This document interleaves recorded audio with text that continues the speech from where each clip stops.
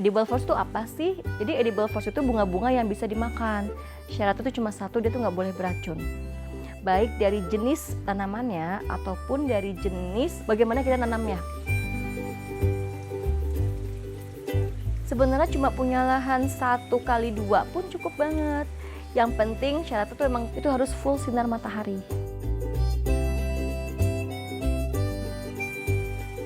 Nah, jadi kalau edible flowers dan microgreen walaupun kecil, kalau ditanya termasuk bagian penghijauan atau enggak, sebenarnya sih pasti ya, karena mereka kan berupa tanaman.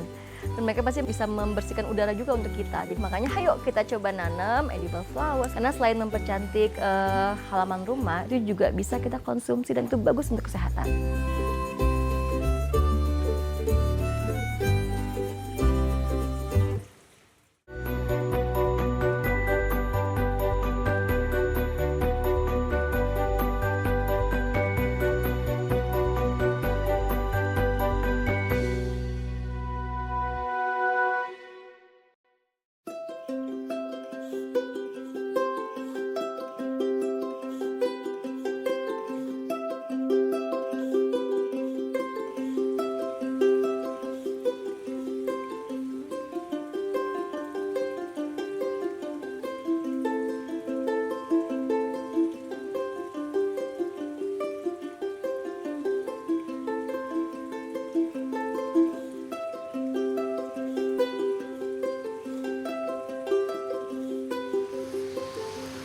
Pagi, kita rawat dulu ya.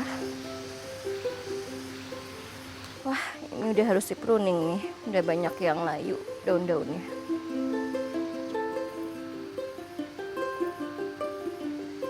Ini viola.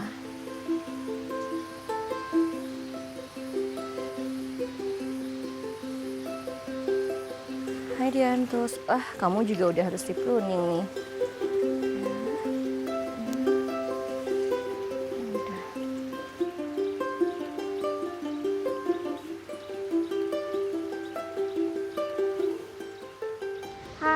Sekarang kita tuh lagi ada di kebun Eve Edible Flowers. Nah, kebun Eva ini mulai sejak tahun 2016. Jadi untuk menanam edible flowers ini, terus terang karena basic Eva tadi ya mainnya hidroponik ya, Eva tuh agak adaptasi cara bertanam hidroponik itu. Makanya di sini kita menggunakan semacam talang-talang untuk mengalirkan air bernutrisi atau air yang mengandung pupuk ke pot-pot kecil ini. Jadi walaupun mereka ditanam menggunakan pot kecil seperti ini, mereka tuh tetap bisa menghasilkan bunga tuh bisa belasan kuntum tiap harinya untuk tanaman yang sama. Jadi memang di sini tanaman tuh dibilang organik bukan, dibilang hidroponik juga bukan, tapi gabungan keduanya. Tapi yang pasti di kebun kita itu kita bebas pestisida dan bebas fungisida. Gitu.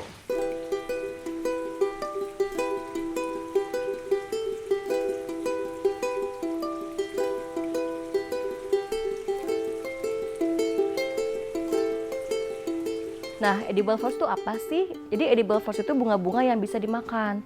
Syaratnya itu cuma satu, dia tuh nggak boleh beracun.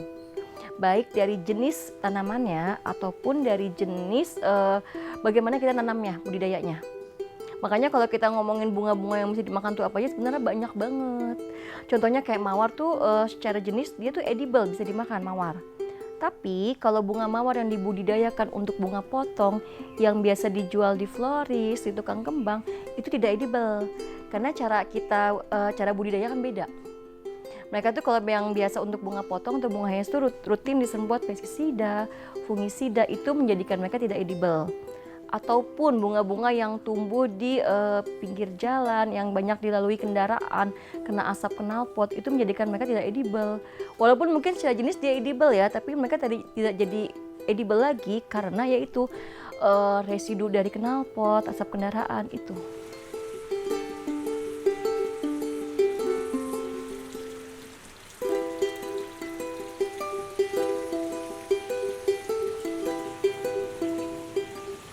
Jadi kalau di sini kan di dalam greenhouse ini itu biasanya tanaman-tanaman yang umurnya masih produktif karena mungkin sekitar 3 bulan 4 bulan. Sebenarnya kalau edible flowers jenis kayak viola atau dianthus ini biasanya tuh mereka sejak dari ditanam ya, dari benih atau biji itu di umur 2 bulan pun sudah bisa menghasilkan bunga biasanya. Nah, biasanya itu kita taruh di dalam greenhouse kita yang kecil ini. Dan nanti kalau memang sudah agak terlalu rimbun, nah biasanya kalau udah mulai terlalu rimbun itu mulai suka banyak penyakit atau hama. Nah makanya biasanya kita tuh suka pindahkan keluar, jadi lebih banyak udara gitu.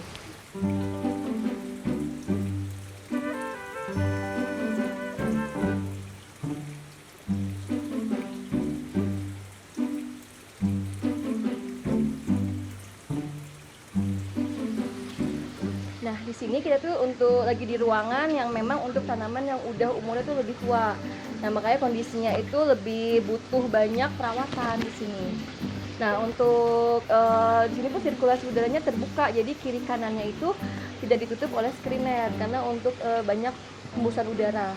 Karena biasanya mereka nih yang udah rimbun seperti ini, yang udah tua, itu tuh resiko terkena jamur itu sangat besar. Makanya sirkulasi udara itu harus bagus.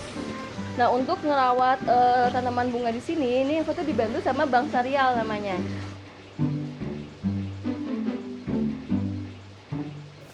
Oke, ini kondisinya gimana? Baik, Baik ya, aman ya? daunnya banyak kuning. Iya, kena jamur ya. Ada kena jamur ini. Nah, ini contoh yang tanaman terkena jamur. Jadi itu permukaan daunnya itu ditutupin sama ini semacam selaput putih. Nah, ini kena jamur. Nah, ini kalau kita biarin aja nanti bisa nyebar ke semuanya. Makanya biasanya kalau kayak gini pilihannya kita suka buang-buangin jamurnya terus langsung kita pindahin aja dulu sementara. Tuh. Nah, jadi selain jamur juga kadang tuh kita juga nemu hama yang ngumpet. Nah, salah satu hama yang lumayan berpengaruh untuk busuk batang itu ada kayak semacam slug. Coba kita lihat ya ini. Saya kadang tuh suka kelihatan ya, dia tuh kondisinya lagi seperti ini nih. Biasanya suka ada nih, kan agak berantakan ya, kelihatan basah. Biasanya suka ngumpet selaknya tuh di sini. Nah, ini ada nih. Ini masih baby nih. Nah, jadi si selak ini ya, dia kan siput nggak ada rumahnya. Nah, ini biasanya itu nempel di permukaan batang itu. Dan karena dia memang sangat lengket, itu tuh bikin jadi busuk batangnya nantinya. Makanya kondisinya jadi agak bonyok nih bagian bawah sini tuh. Nah, biasanya sih kalau Eva kalau nemu kayak gini suka dipindahin aja ke luar ya, ke rumput-rumput gitu. Jadi ke tanaman juga, nggak dipindahin ke aspal. Karena kadang mau di kayak nggak tega gitu kan, emang anak kecil. Ini yang babynya nih, nanti suka ada yang gedenya. Tuh.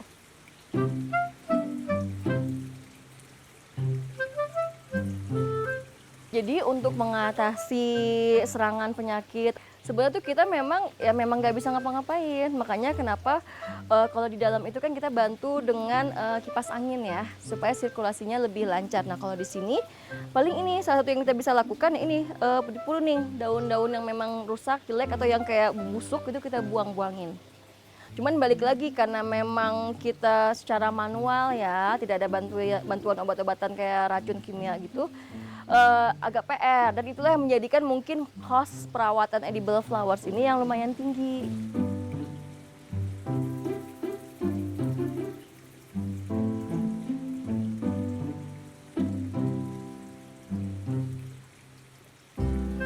Jadi kalau Eva tuh nanam edible flowers dari tahun 2016. Mungkin kalau dibilang pionir, Eva juga agak nggak enak ya, sungkan ya. Tapi gini, mungkin sudah ada yang lebih dulu nanam edible flowers, tapi mungkin yang benar-benar terbuka untuk menerima kunjungan, teman-teman yang mau datang, mau lihat-lihat, mau belajar, mau sharing, itu mungkin yang memang di sini. Karena kalau kita tuh nggak pernah, oh kita mau datang, oh nggak boleh datang. Nggak, silakan siapa aja boleh datang, kapanpun boleh.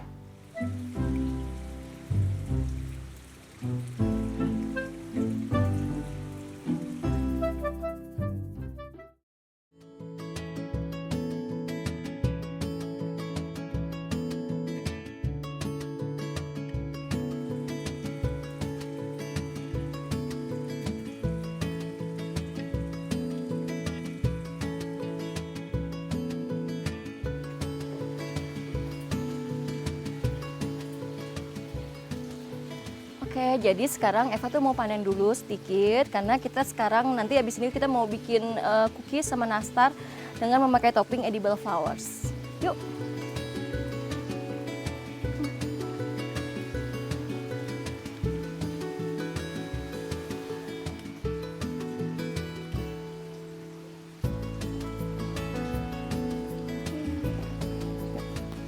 Jadi kita sekarang panen viola dulu. Jadi kalau untuk viola ini kita tuh panennya nggak pakai gunting ya. Jadi untuk panen viola itu kita tuh pakai 2 tangan. Nah, kita petik gini aja nih, kita pegang. Jadi harus dipastikan seluruh bagian tangkai bunga itu tuh kepotong gitu. Kalau kita pakai gunting kan pasti sisa ya tangkai bunganya, makanya lebih baik pakai tangan. Ketika ada tangkai sisa, itu si tanaman itu akan kayak mengeluarkan energi ekstra untuk mengeringkan bekas lukanya itu. Nah, sementara dia itu tuh satu tanaman tuh bisa sampai belasan atau puluhan ya. Kebayang dong kalau sisanya bekas lukanya banyak. Jadi akan membuat tanaman lebih cepat mati, lebih pendek umurnya.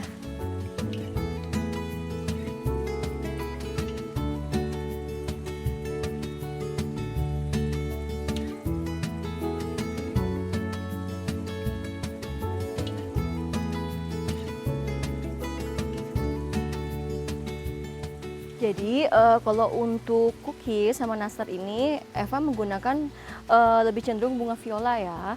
Karena bunga viola itu karakter rasanya dari taste itu dia tuh netral. Nah kalau cookies kan memang manis ya. Jadi kita nggak mau ngasih mungkin yang ketika dipanggang nanti rasanya tuh agak bikin kaget. Nah kalau terus terang kalau viola ini ketika setelah dipanggang itu rasanya cenderung hampir nggak ada rasanya.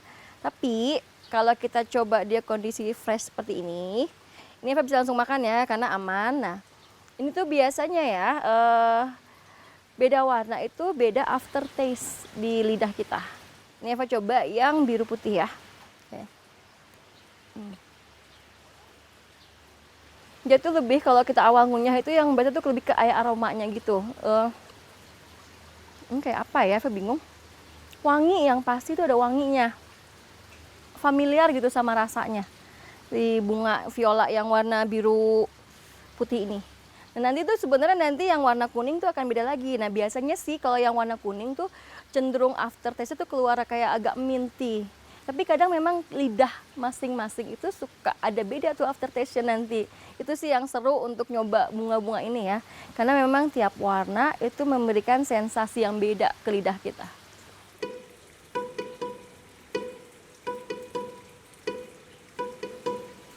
Nah sekarang tuh Eva mau panen lagi bunga yang cocok juga untuk cookies atau nastar. Nah namanya itu daisy ya.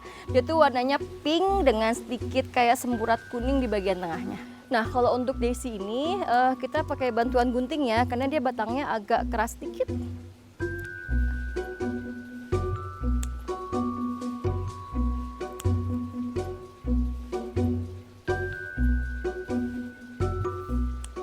Edible flowers ini banyak yang suka tanya ya, punya manfaat nggak untuk kesehatan? Punya banget. Jadi dia tuh sama kayak sayur ya, secara umum dia ada seratnya. Tapi yaitu warna-warni mereka, pigmen warna merah, ungu, biru, kuning, nah itu tuh punya manfaat tersendiri. Merah untuk apa, kuning untuk apa, itu banyak ya sekarang informasinya. Nah nanti tiap jenis edible flowers itu sendiri juga ada manfaatnya. Contohnya ada salah satu jenis edible tuh yang lagi diteliti sama salah satu mantan anak magang nih. Dia tuh mau menyusun skripsi tentang bunga dianthus. Nah bunga dianthus itu ternyata memiliki manfaat kesehatan yang banyak banget.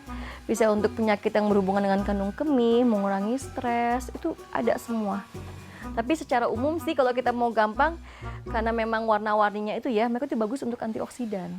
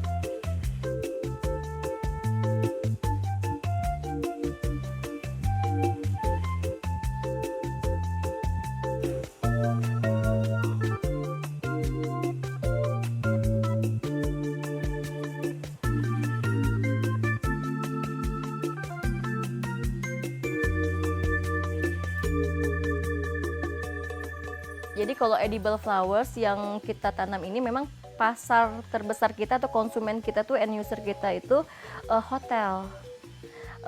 Hotel, restoran, hotel pasti ke restoran lah ya. Jadi memang untuk fine dining resto biasanya.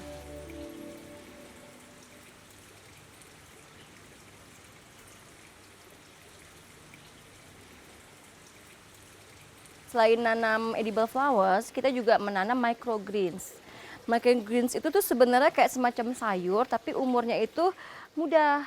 Jadi kan contohnya kalau sayuran dewasa itu membutuhkan waktu kurang lebih 3 minggu, 5 minggu. Nah kalau untuk microgreens ini paling cuma 10 hari sampai 12 harian aja, tergantung nanti jenis tanamannya. Nah untuk microgreens sendiri memang kandungan gizinya atau mineralnya jauh lebih tinggi dibanding sayuran dewasanya. Jadi memang sebenarnya ini bagus juga kalau untuk kita mungkin tanam sehari-hari di rumah untuk konsumsi pribadi. Terutama mungkin untuk teman-teman yang punya balita, batita, atau mungkin ada orang tua yang mungkin mereka tuh nggak bisa makan banyak, tapi gimana caranya kepenuhin kebutuhan mineralnya. Nah mungkin microgreens ini menjadi salah satu pilihan ya. Nah, jadi nanti Eva juga akan mencoba membuat campuran aneka jenis microgreens ini menjadi salad, di mix dengan aneka edible flowers. Tadi kita coba sama-sama ya.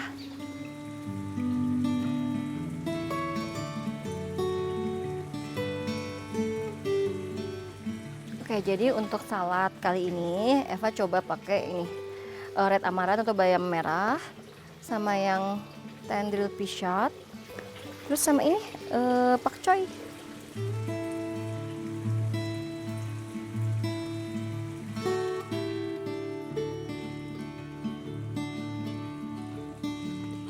Jadi untuk salad microgreens ini nanti Eva mau bikin mixnya dengan ini bunga-bunga pentas atau star flowers. Yuk kita petik dulu ya.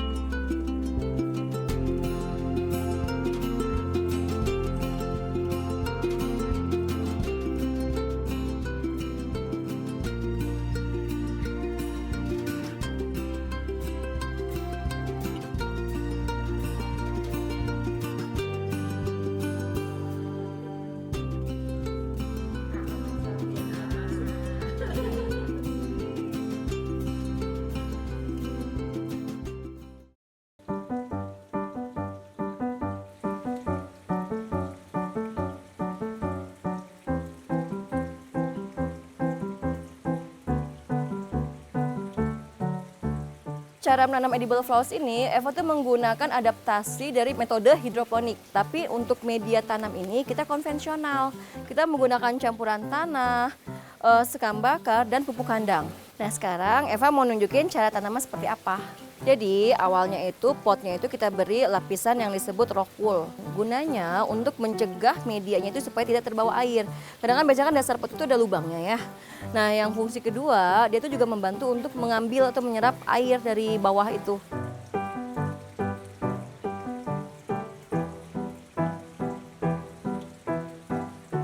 Dan sekarang kita aduk ya semuanya.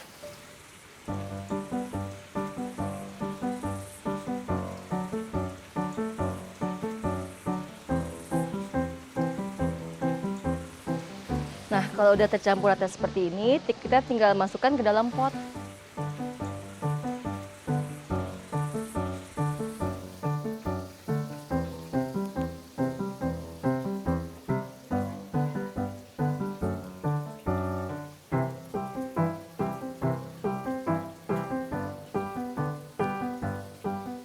Setelah potnya udah kita isi ke sini, ke dalam. Nah, kita tuh bisa memasukkan Ini semayan, ini Eva tuh benih pensi dan benih viola.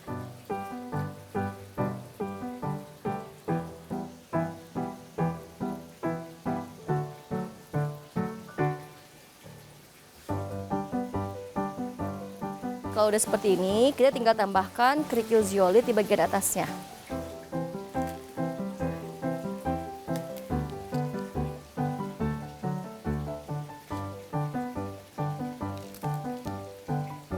Nah, selanjutnya kalau sudah seperti ini, kita tuh bisa taruh pot-pot ini ke dalam meja-meja tanam yang terbuat dari talang PVC yang kita modifikasi sedikit ya untuk mengalirkan pupuk atau nutrisi yang diperlukan oleh tanaman bunga ini. Misalnya kita belum bisa membuat sistem seperti ini, meja, seperti ini juga bisa nih. Menggunakan tray saja, nah nanti air nutrisinya itu tinggal digenangkan sedikit. Memang tipsnya ini bagaimana kita bisa nanam menggunakan pot kecil tapi bisa tanaman kita berproduksi belasan atau puluhan kuntum setiap hari, yaitu jadi memang kita jaga kebutuhan nutrisinya mereka, makanannya. Selama makanan cukup, dia akan bisa terus berbunga tanpa henti.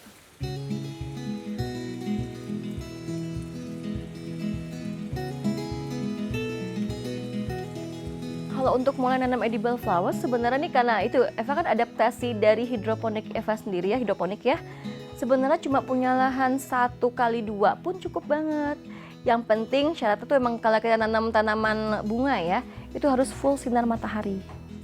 Jadi harus benar-benar sinar matahari itu banyak, itu nggak ada masalah, cuma punya lahan 1,2 nggak masalah. Cukup, itu bisa menghasilin puluhan kuntum setiap hari.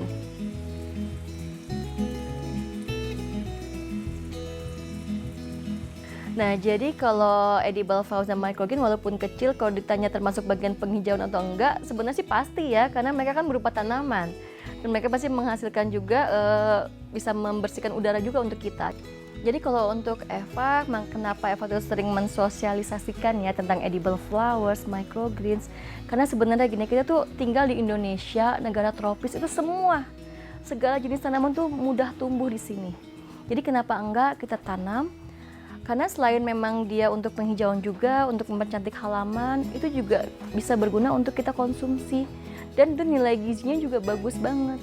Itu sih sayang banget kalau kita tinggal di Indonesia dengan cahaya matahari kita yang melimpah tuh kayak nggak dicoba gitu nanam yang seperti ini, sayang. Dan Meva juga menggalakkan teman-teman, ayo coba nanam edible flowers karena sebenarnya bisa banget dilakuin di rumah.